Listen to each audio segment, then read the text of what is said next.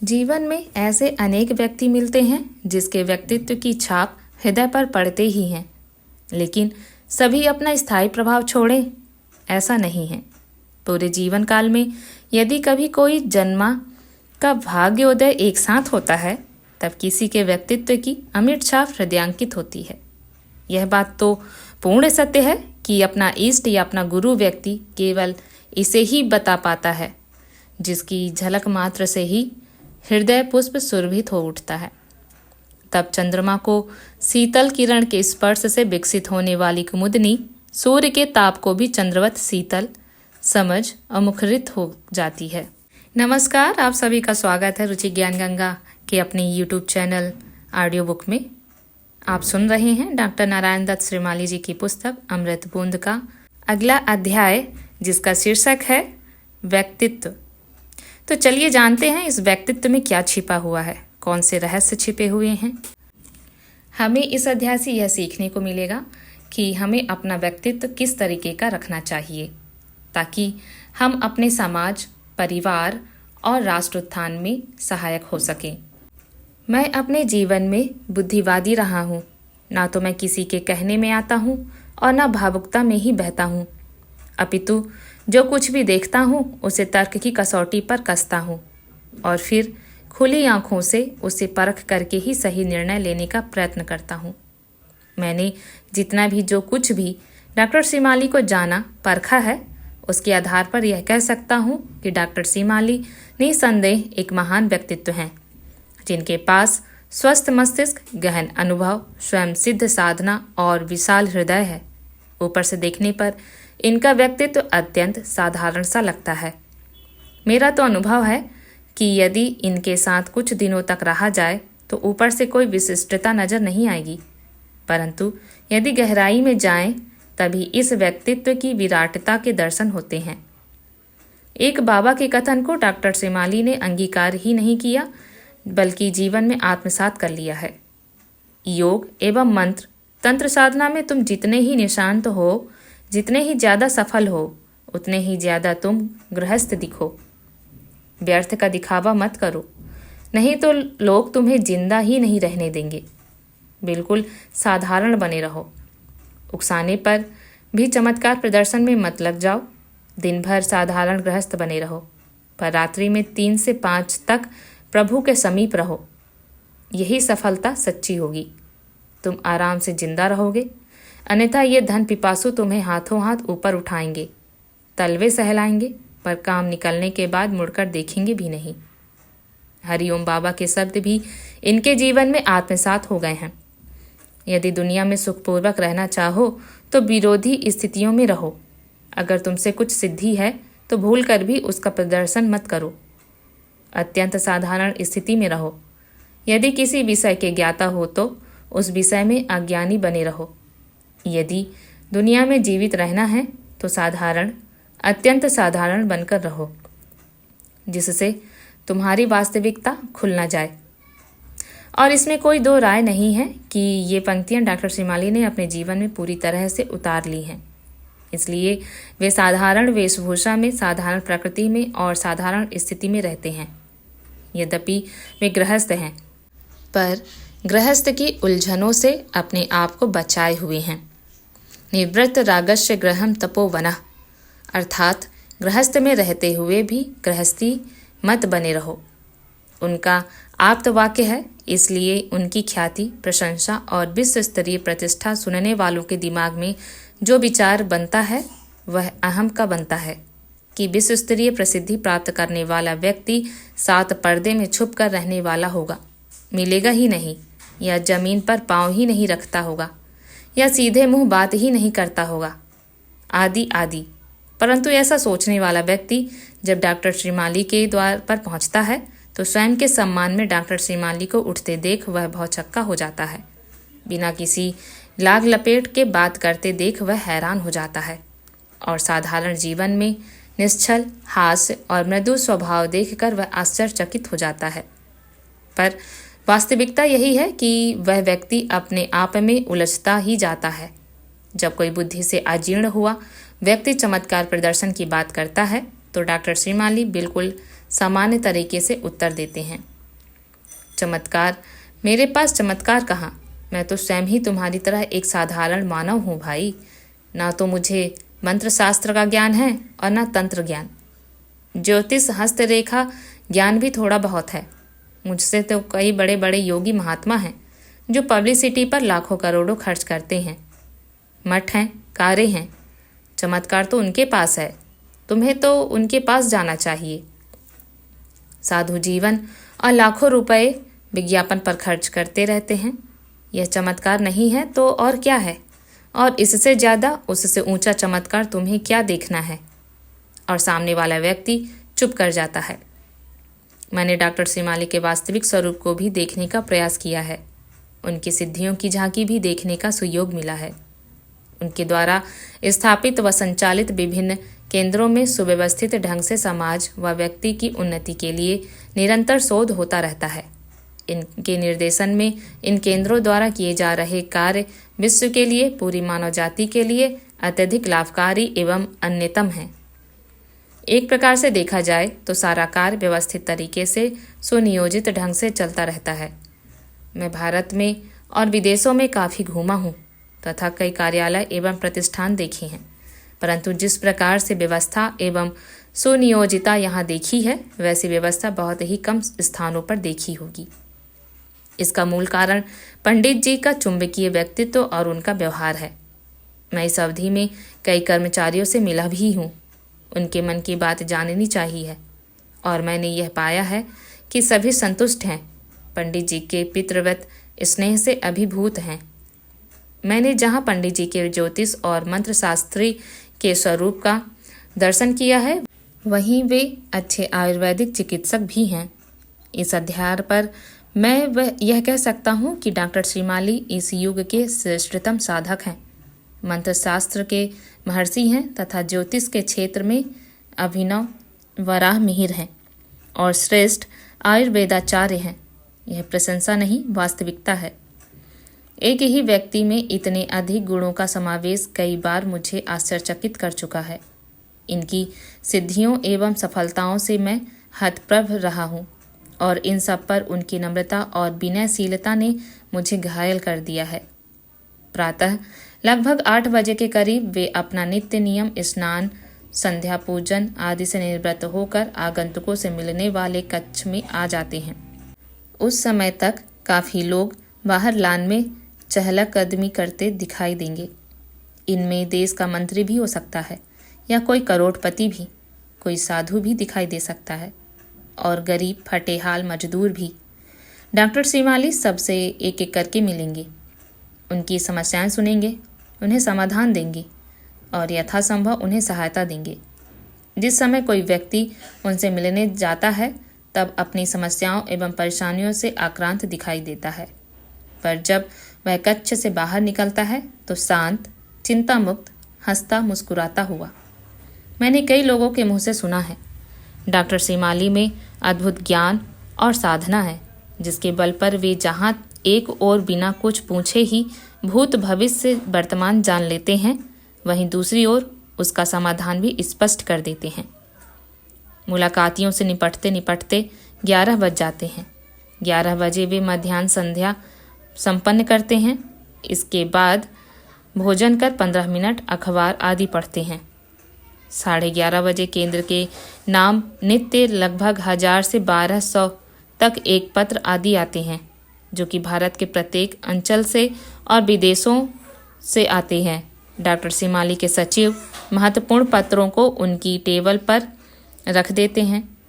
प्रत्येक महत्वपूर्ण पत्र से संबंधित टिप्पणी तथा हिदायतें बता देते हैं और कभी कभी आवश्यकता पड़ने पर सचिव को मजमून लिखवा देते हैं। पत्रों के बाद वे पुस्तक लेखन आदि का कार्य करते हैं। 5:30 से 8 बजे तक सायंकालीन मुलाकातियों से बातचीत करने में लगाते हैं। 8 बजे रात्रिकालीन संध्योपासना से निवृत्त होकर आधे घंटे घूमने निकल जाते हैं। 9 बजे से घर पर ठहरे विशिष्ट मेहमानों से बातचीत करते हैं। दूसरे दिन का कार्यक्रम सुनते हैं, आवश्यक निर्देश देते हैं तथा 11 बजे के लगभग घर के सदस्यों के अलावा विशिष्ट मेहमान जो घर पर ठहरे होते हैं, वे भी भोजन में शामिल होते हैं। इस समय हंसी मजाक का वातावरण बना रहता है। ये क्षण तो निर्द्वंद निर्मुक्त होते हैं। वे सौभाग्यशाली ही होते हैं जो डॉक्टर सीमाली के साथ इस समय भोजन पर होते हैं। भोजन के तुरंत बाद डॉक्टर सीमाली अपने साधना कक्ष में चले जाते हैं और अंदर से दरवाज़ा बंद हो जाता है। प्रातः फिर 8 बजे तो वे स्नान, संध्या, पूजा आदि से निवृत्त होकर कक्ष में बैठे दिखाई देते हैं। रात्रि के 12 बजे के बाद वे कब सोते हैं, कब उठते हैं, कुछ ज्ञात नहीं। योगियों की माया योगी ही जाने। इस प्रकार से प्रातः 4 बजे से रात्रि के 12 बजे तक जो हमारे समक्ष दर्शनीय हैं, डॉक्टर सीमाली का एक एक मिनट बंधा हुआ होता है। मैं देखता हूँ और एमिस गवाह है कि 20-20 घंटे नित्य अपने कार्य में व्यस्त, 1 मिनट की भी फुर्सत नहीं। फिर भी उनके चेहरे पर सिकन नहीं, तनाव नहीं, थकावट नहीं। कितनी जीवट शक्ति है, कितनी शक्ति है इस व्यक्तित्व में। दिन भर टेलीफोन खड़खड़ाता ही रहता है, घंटी बोलती ही रहती है। सैकड़ों ट्रंक टेलीफोन बातचीत और यथासंभव सभी के प्रश्नों के उत्तर दिए जाते हैं। सभी को संतुष्ट किया जाता है।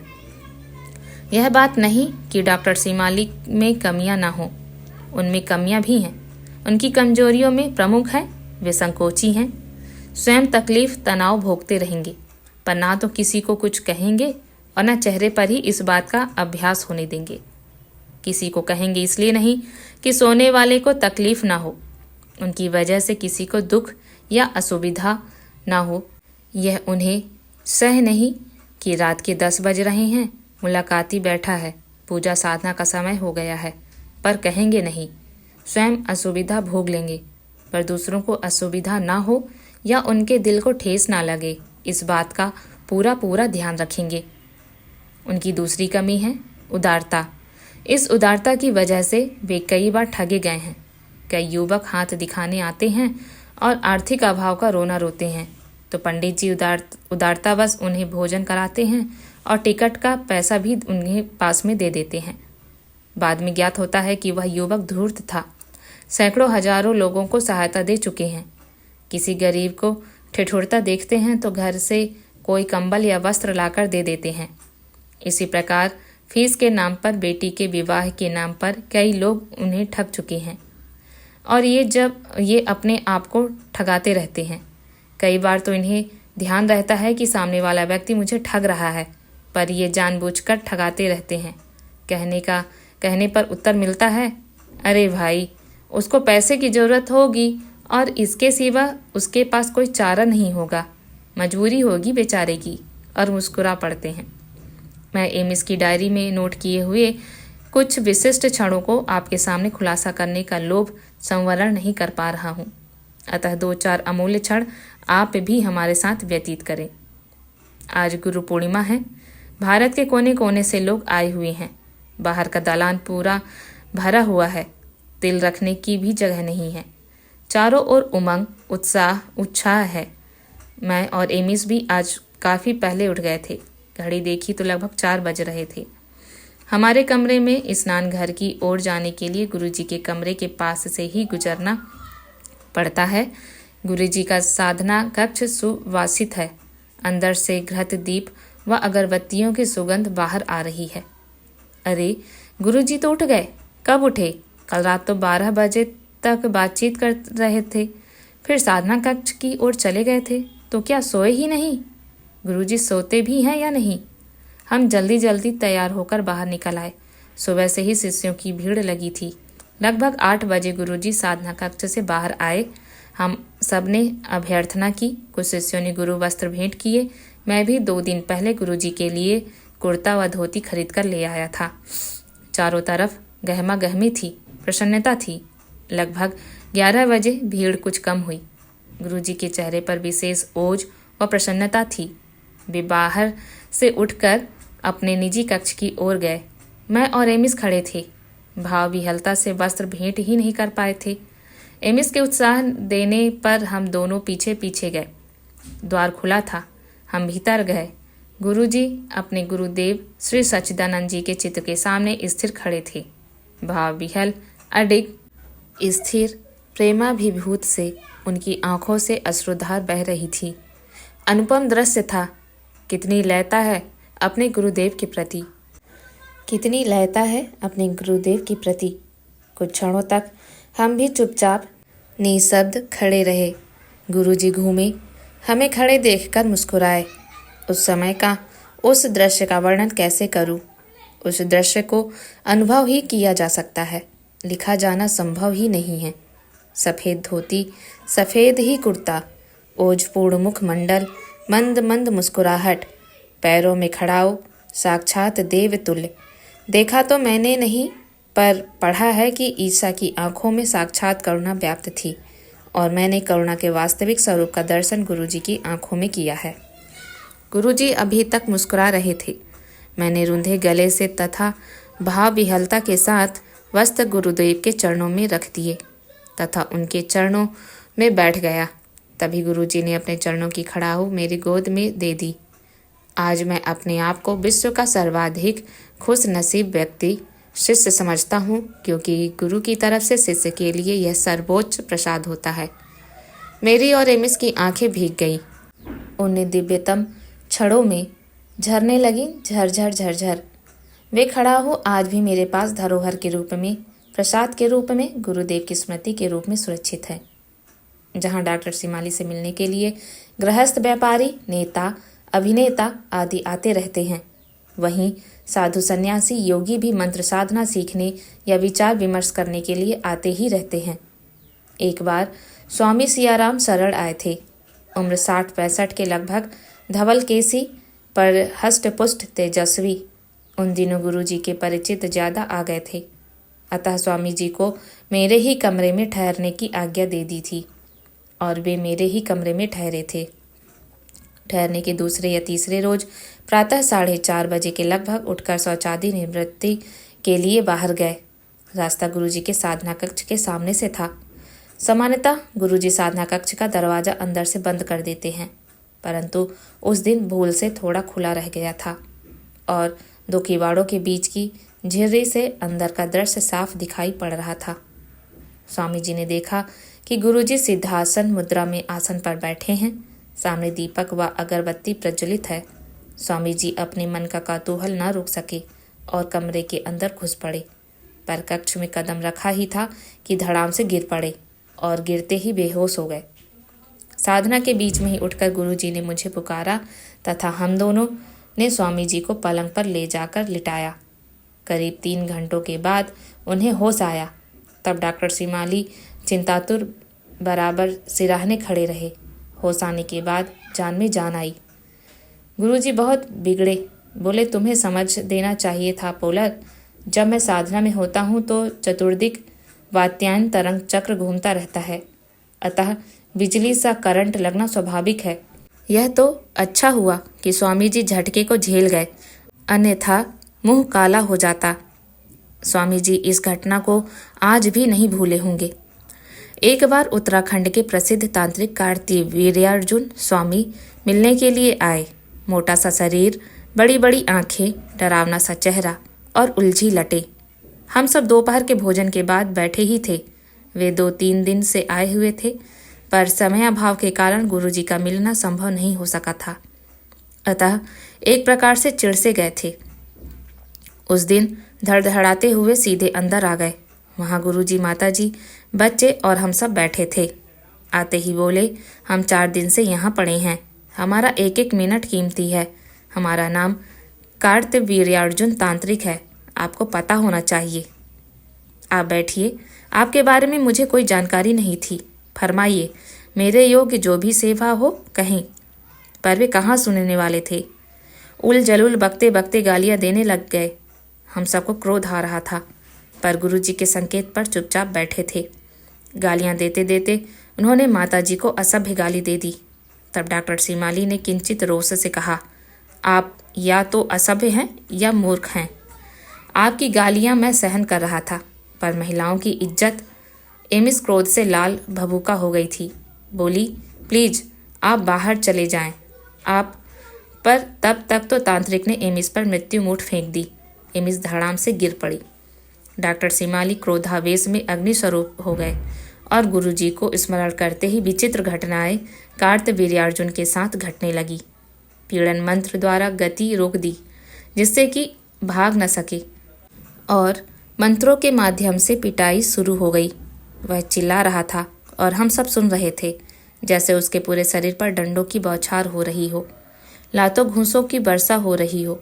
2-4 मिनट बाद ही वह हाँफने लगा। आँख के पास से चमड़ी फट गई, पूरा शरीर सूज गया, मुंह से खून निकलने लग गया। वह चिल्ला रहा था, गिड़गिड़ा रहा था, प्राणों की भीख मांग रहा था, पर गुरुजी क्रोधावेश में थे। उफ! तब तक तारन मंत्र द्वारा एमिस होश में आ गई थी, स्वस्थ भी हो गई थी, पर वह तांत्रिक चिल्ला रहा था। मार खा खा कर शरीर सूज गया था। आखिर माताजी ने गुरुदेव से प्रार्थना की, तब जाकर डॉक्टर शिमाली जी का क्रोध शांत हुआ।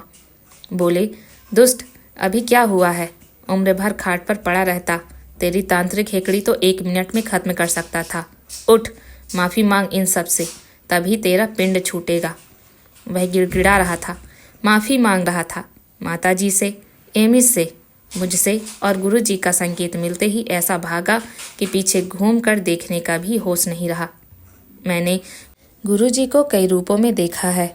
वह क्रोधित मुद्रा, साक्षात रुद्र। इस जीवन में शायद ही किसी अन्य ने गुरुजी का इतना क्रोधित रूप देखा हो। यह संस्मरण भी एमिस की डायरी का अमृतपूर्ण कलश बन गया है। सर्दी के दिन थे, हवा चलने की वजह से सर्दी और बढ़ रही थी। प्रातः भ्रमण से गुरुजी, माताजी, मैं और एमिस लौट रहे थे कि सामने से ही कानपुर के प्रसिद्ध सेठ आते दिखाई दिए। वे कानपुर से रात की गाड़ी से आकर होटल में ठहरे थे और प्रातः जल्दी ही गुरुजी से मिलने आ गए थे। जब पता चला कि गुरुजी प्रातः भ्रमण को गए हैं तो दिशा ज्ञात कर वे भी आ गए थे। सेठ जी के हाथों में कीमती शाल था जो गुरुजी को भेंट करने के लिए लाए थे। मार्ग में उन्होंने गुरुजी के चरण स्पर्श किए और कुछ नम्रता और कुछ बड़प्पन के साथ वह शाल गुरुजी के कंधों पर उड़ा दी। सेठ जी के साथ घर तक आते आते घर से कुछ ही दूर एक भिखारी हाथ फैलाए ठिठुर रहा था। शरीर पर धोती के अलावा तार तार कुर्ता। भिखारी ने याचना की, दाता, पंडित जी। गुरुजी ने उधर दृष्टि डाली और कंधों पर से शाल उतार कर उसके शरीर पर डाल दी और चुपचाप आगे बढ़ गए। सेठ जी पानी पानी हो गए।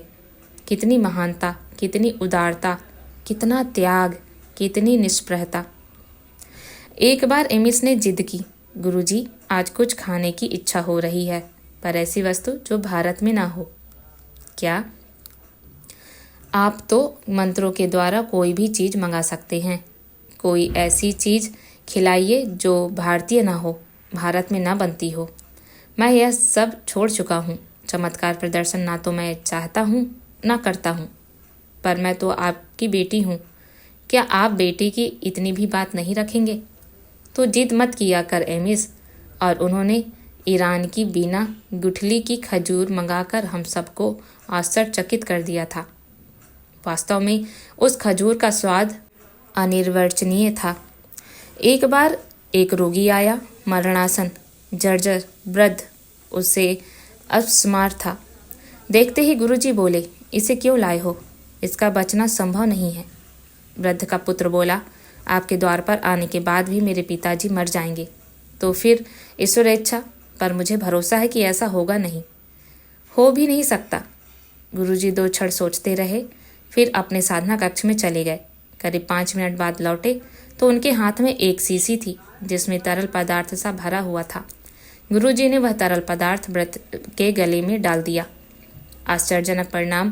3-4 दिन बाद वह स्वयं चलकर गुरुजी के पास आया। जो वृद्ध अब मरा वह जी गया। सब कुछ आश्चर्यजनक था। बाद में ज्ञात हुआ कि कुछ विरोधियों की यह बदनाम करने की चाल थी, पर योगियों के रहस्य को कौन जान सकता है। मैंने उन्हें एक बिटिया को अपनी आयु का कुछ भाग देते हुए देखा है। गरीब ब्राह्मण कन्या का अपने व्यय पर विवाह कराते देखा है। अपने शिष्य के रोग को अपने ऊपर लेकर तड़पते हुए देखा है। किसी की परेशानी को सुनकर चिंतातुर होते देखा है। बिना हिचकिचाहट ऊंची से ऊंची वस्तु का त्याग करते हुए देखा है। निसंदेह डॉक्टर शिमाली इस युग की अद्वितीय विभूति हैं। सद्गृहस्थ हैं, गृहस्थ के रूप में संत हैं, संत के रूप में योगी हैं, योगी के रूप में करुणा, प्रेम और दया के मूर्तिमंत रूप हैं। आपको यह ऑडियो बुक कैसी लगी? कमेंट सेक्शन में जाकर हमें कमेंट करके ज़रूर बताएं। हमारे चैनल रुचि ज्ञान Ganga audio book YouTube channel को सब्सक्राइब करें, अपने परिवार एवं परिजनों से शेयर करें ताकि ज्ञान का आलोक जन जन तक फैल सके। जय गुरुदेव।